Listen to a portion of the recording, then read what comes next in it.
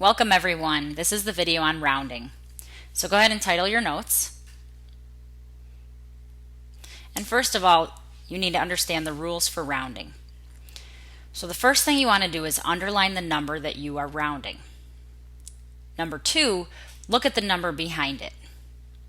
Number 3, if that number is 5 or greater, round up 1. And number 4, if that number is 4 or less, the underlined digit stays the same. So let's try a couple of these. Round 0.285 to the nearest tenths place.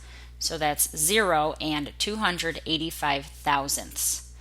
So here are my rules down here. I'm on step 1, underline the number I am rounding. So the tenths place would be this one right here. Look at the number behind it, which would be the 8.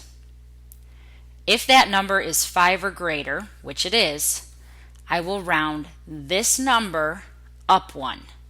So it will round to 0.3 because the 2 went up 1 to a 3. Notice I don't write anything else. I'm done with that problem because I'm rounding it to the tenths, which means that that's where it should end. In the next example, round 0.437, which is 0 and 437 thousandths, to the nearest tenths place. So here, I'm underlining the 4 because that's in the tenths. Look at the number behind it. This time it's a 3. I'm going to skip to step 4 because if that digit is 4 or less, which it is, the underlined digit stays the same, so it will be 0.4. And again, I stop the number there. Some more practice problems. Round 316,467 to the 10,000s place. With this page, go ahead and pause the video, try the problem yourself, and then press play again to see if you got it correct.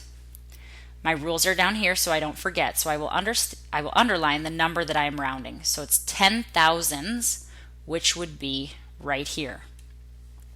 Look at the number behind it, which in this case is a 6.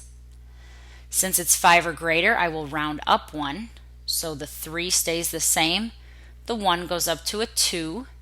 And everything after that will be zeros because that's where I'm rounding to. So my answer is 320,000. The next problem.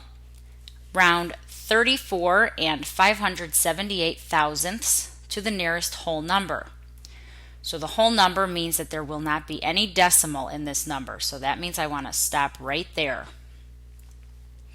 Look at the number behind it, which is a 5. Since that number is 5 or greater, I will round up 1. So the 3 stays the same, the 4 rounds up to a 5, and I don't write anything else. So this is 35. Number 3, round 3,216 and 1,098 10,000ths to the thousandths place, which would be the 9. So I want to look at the number behind it, which is an 8. So that tells me to round up 1. So watch what happens. The 3,216 stays the same. I make sure to put the decimal point. Now before I go any further, I want to look at this number. The 8 tells the 9 to round up 1 digit. Since 9 can't go any higher, that means I need to change this digit and make that go up 1. So the 1 will stay the same, the 0 becomes a 1, and then because I'm rounding to the thousandths, I'm going to put a 0 here as a placeholder, and that's where the number ends. So it will be 3,216 and 110 thousandths.